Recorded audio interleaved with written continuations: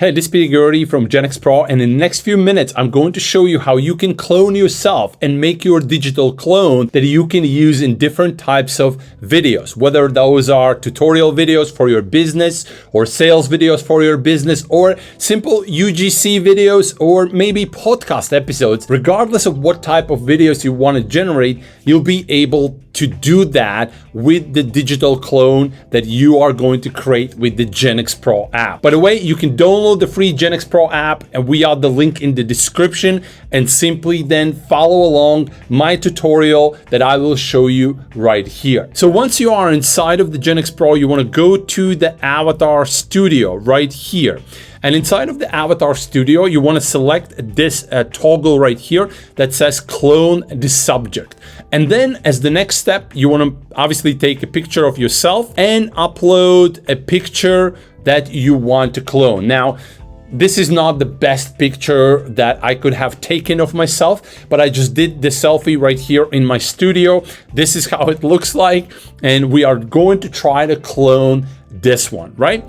Now here we can select different types of image models, and we can select how many base candidates we want to generate. I'm just going to keep kind of all default and just select start cloning. So what's going to happen right now, it's going to create the base clones of my image, and it's going to show us some samples that we can then choose from which we like. So let's just wait for a bit. As you can see, the process is happening right here.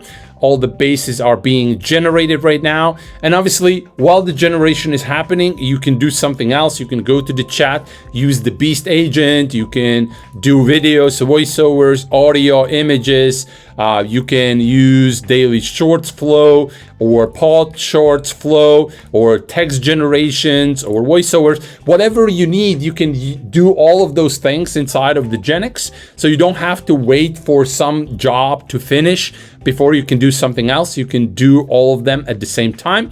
But now, as you can see, we have the first version coming up here. Let's take a look. It's not pretty, it's pretty solid, I would say, right? I'm pretty happy with the result.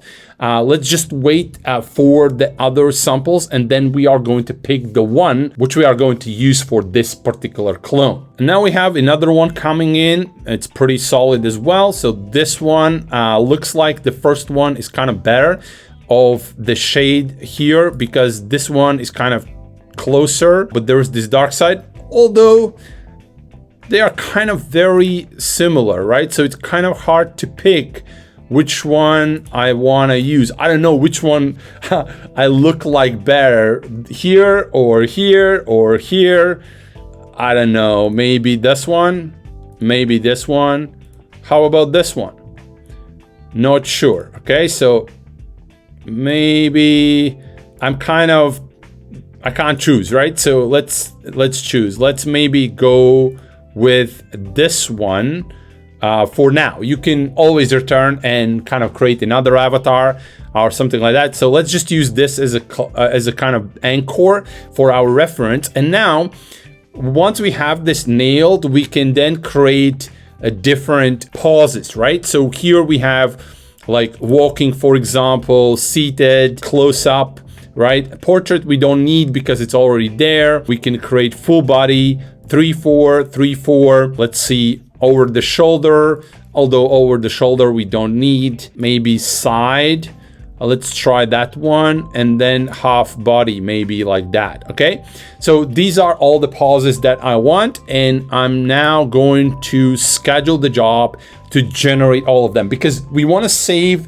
kind of different pauses of the avatar so that we have the best possible pause for the scene that we want to put that avatar in, right? And that's why kind of you give model instantly multiple reference points so that later you can reuse it kind of consistently with that same avatar for all your shots, right? So now let's just wait. Again, the same process. We are simply waiting for the generations to complete, and you'll see them showing up immediately as they become available. So you can see here, full shot, pretty solid, pretty accurate. I'm a little overweight, so that shows right here as well, which is solid. So that's honest and good.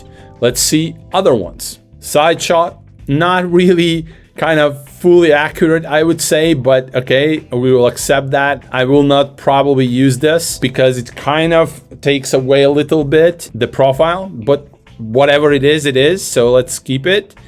Close shot, pretty accurate, pretty solid. And as you can see, it's pretty realistic as well, which is the most important thing. What do you want in the avatar? It to be realistic. Here is from one side.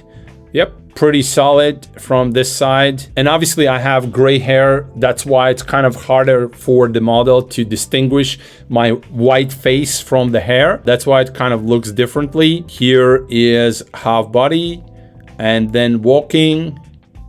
Yep. And here he is seated as well. Yeah, so this is pretty solid. Let's just save this, call it version 1, and we are saving the avatar. So this is my avatar that I just created, and now I can go to the avatars and it's going to show up here. And as you can see, I can always review all the kind of shots here. And the next thing that we can do once we have cloned ourselves is we can create a look. And there are two options here. We can choose the templates that we provide, or we can create a custom look by simply selecting an image. So for example, you can take, let's say, this image and describe the scene and then basically place the avatar in that scene, right?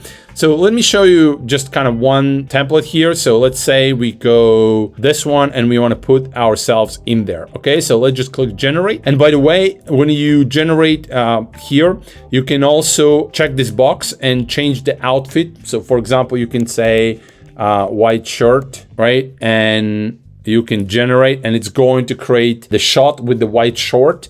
Right there. So here you can see I'm seated right there in the studio. So now I can use this look to generate any type of video, and you'll see in a moment a look with the white shirt as well. So here, as you can see, yeah, it's generated that. So as I said, you know, I took not the best selfie. That's why the kind of the source is necessary. But also, you know, like this one is pretty accurate, so I can now use this one. And of course, at any moment when I need to regenerate, I can regenerate with a different shot or create a custom look if I need to. Now, once I have these, I can do a couple of things. I can go to the paw charts right here, and I can select myself. I can select the look, and I can then select all the other settings and do the paw chart generation, and I'll cover this in another video. Or I can go to the chat and I can search for the look right here, also select my avatar, select my look, and describe what I want to do. So for example, I can go to the video, select the video model, add for example a voiceover, and start to generate video right there. But this is how essentially you can clone yourself and create your digital clone that you can then reuse it over and over again in different scenes, in different ways, and basically create videos, all kinds of videos that you need using just one software. All right. That's all I wanted to show you in this video. Make sure you subscribe to the GenX Pro YouTube channel so you get the next videos once they are released. Also check the channel. We have some solid videos already released that you can watch and see different capabilities with the GenX Pro and how that fits into your business.